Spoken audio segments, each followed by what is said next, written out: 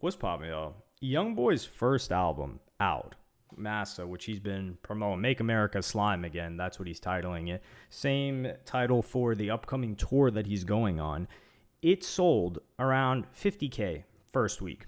And this for YoungBoy, a lot of people were calling this a quote-unquote flop. It debuted at number, I think it was 49,000 actually. But it got 69.15 million streams. And the entire commercial performance was because of the streams. Pretty much. It didn't really have much pure album sales. And 49.5K, people were like, well, man, this coming out of prison or jail, whatever, prison actually. He's like, yo, you're coming out and getting off house arrest and you're able to move after the pardon as well. Like, this is all you're able to sell. And Akademiks gave his own insight on it. He didn't grill YoungBoy on these numbers. And I do think this is a little bit ironic because if it was somebody that he didn't like, he wouldn't offer him this grace and he would just use the situation to just like clown the person for their numbers. But hey, that's the game, right? If somebody doesn't like you, you're not going to go out of your way to explain to people a way to defend them. So I'm going to play you guys that clip first. Boy is a close friend of mine. He's not an industry darling. I've always supported him. He supported me. I wasn't happy with some of the lack of placements that he was given and shown, despite the fact that he is and one of the biggest artists in the game. And I went down a rabbit hole and I talked to a lot of people. And I actually did come up with some answers. And the answers, and this is for YB fans who I know people trying to get on y'all like, YB flop, this and third. It's going to come back to this Drake point I'm making. This is YoungBoy's last album on Capitol. He might not return. They have no incentive to push this like he's the biggest guy in the world. They have no incentive to push it. They've been trying to get him under another contract. He just got out of jail. They want to get him on another contract.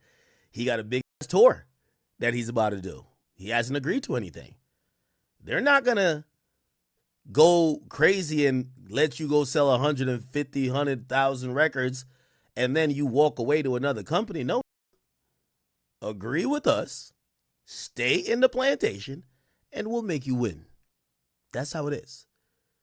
So what I was told was that his label was more culpable, more than maybe DSPs and everybody else. He's on his last album over there. And I hear he's talking big again. He's talking big money. He wants big. If they want to keep him, he want big money. They, of course, don't, labels be, they try to lowball you. But when you think about the album, there was a lot of conversations that were supposed to be had, which is like, hey, listen, we can't have this motherfucker go sell 150,000, then he don't re-sign with us, and he walk right back over to Atlantic. Yes, Atlantic wants him back. Surprise. So for those of you that are unfamiliar about the history a little bit, YoungBoy was initially signed with Atlantic. I think it was APG.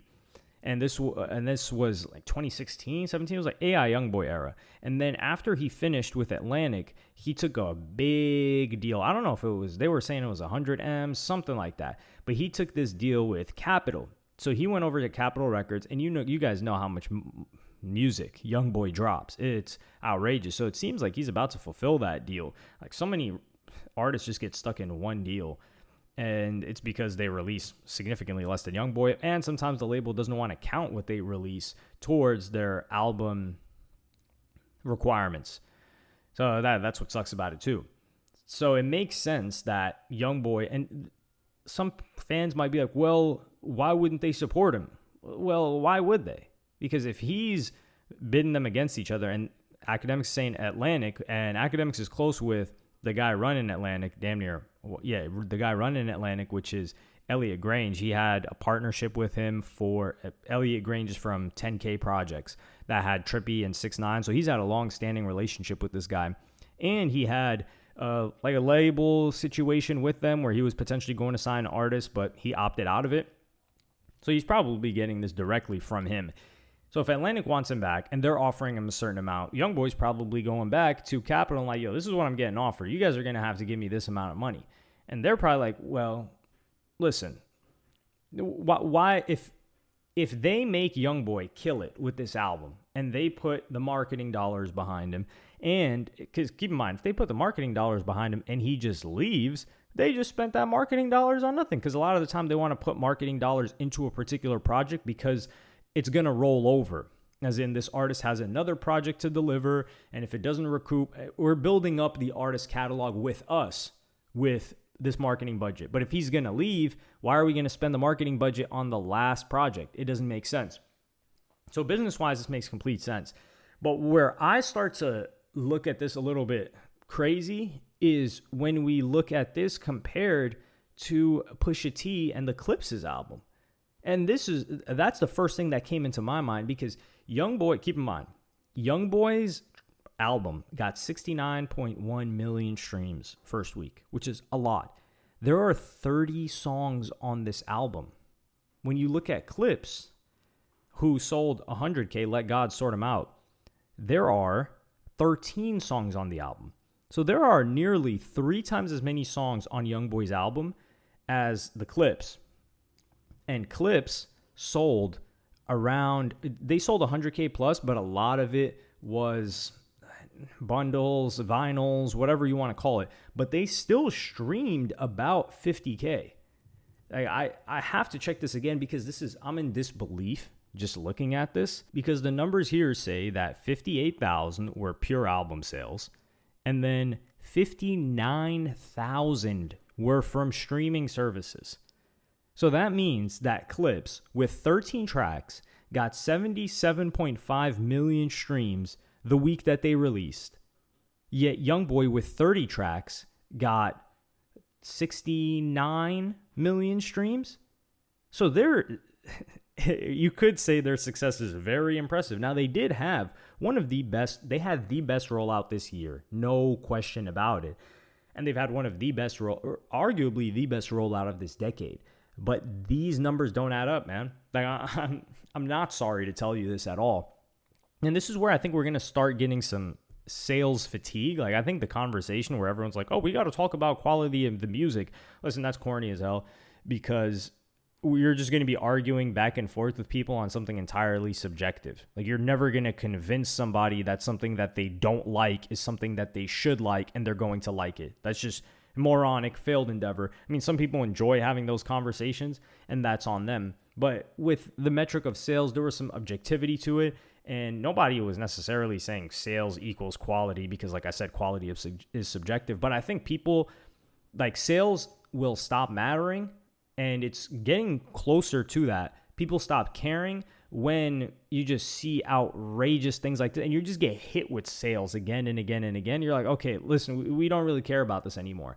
And I do think the conversations are important in certain cases like this, where you take a look at, like, for example, I'm going to make a video on Jello, like Jello's most recent album, because they put a lot of money into that guy, or supposedly from what we heard. And, that didn't fare too well. But keep in mind, nobody's really talking about Jello's project sales because people aren't paying attention to him like that. So I think that's an example of sales fatigue. But 59,000, and YoungBoy is doing an arena tour. Like, let's just let that sink in for a little bit. YoungBoy is about to go on an arena tour. He's doing, anywhere from 13 to 18,000 people, perhaps more, per venue, if you just look at the tour list. And the people that he's bringing on tour are really not selling tickets like that. It's just all being sold off of the back of YoungBoy. You look at the numbers that YoungBoy has done historically. Like, he's done 100K before. He's consistently done like 60 to 80. I think he's done 120 before. I think that was with the top album. It was Black and White. Sales were a little bit different back then. So what this makes me believe is not necessarily that they didn't promote YoungBoy as much as they could have, which is for sure true. It's that, what were they cooking up behind the scenes? It makes me not believe the streaming that Clipse got, because Clipse they're not doing these venues, and that's where you can't fake it. Like, sure, even Akademiks was saying, like, yo, like, if there's a stadium tour, they're going to make sure it's full. Listen, you can't force people into seats. You can do all you can to try to fill it up, sure. But the most objective metric that we have is how many people are pulling up to a show. And let's keep in mind, that Clipse, you could say they have an older audience. They have people that have more disposable income than YoungBoy's audience, which trends a little bit younger. You could say under 30. A lot of his fans are under 22. And a lot of people were used to meme him and say like, oh, nah, he's just the hottest on YouTube. And because like people got Xboxes and they can't afford Apple Music or Spotify. So people were clowning how much money his fans had. But if he goes on this, and they're preparing the tour, then he's blowing Clipse out of the water. Yet they sold more by 10K. That does not make sense. I don't believe these numbers. I don't believe these Clipse numbers. And this is the thing with a good rollout is we heard about Clipse everywhere. So we start to think, well, these numbers make sense because we heard of them everywhere, but that's not how it works because Rod Wave sells insane amounts and you don't really hear about Rod Wave when he drops. And Rod Wave does crazy numbers on tour and arena tours and you don't really hear about Rod Wave like that. So hearing about someone frequently just means that there were more marketing dollars spent on them, to be completely honest. And as for YoungBoy, I think, listen, if this guy is able to kill this tour, that's all that matters. And yeah, sure, they may not make his numbers look as good because he's in like terms for negotiation and potentially go into a different record label, but this guy's not slowing up. If he's able to put on a good show, which from what we're gathering, it seems like he's very, very intent on making sure that he delivers a great performance. Keep in mind, this is the guy's real first tour, and it's going to be arenas, so that's going to be difficult standard to live up to. But I'm interested to see how he does that. I'm looking at the Clipse numbers. Really, I'm side-eyeing these things because you can't figure out an excuse. Even if you love Clipse, right? Like, I enjoy these guys' music a lot, especially Pusha T. Like Pusha T's solo career, man, I've followed that entire thing. I've enjoyed the music all throughout, even when Pusha wasn't really getting that many looks. Like you're talking 2014, 2015, when he was just kind of not separating from good music, but going more and more on his own and not too much like good music related stuff or being featured on good music stuff. But you're not going to sit here and tell me that reality is something else when it's not. Like these guys are not doing close to the venues and I'm not trying to hear anything else. But let me know what y'all think in the comments. Like, subscribe, and hit the notification bell if you enjoyed. If you have an explanation that makes sense for Clipse versus YoungBoy sales, please let me know because, dog, 30 tracks versus 13 tracks, and we know for a fact YoungBoy's hotter, and he's about to go on a bigger tour. So you can't even say like, nah, Clipse is actually hotter. No, they're not. But yeah, let me know what y'all think in the comments. Like and subscribe and hit the notification bell if you enjoyed, and I'm going to see y'all on the next one.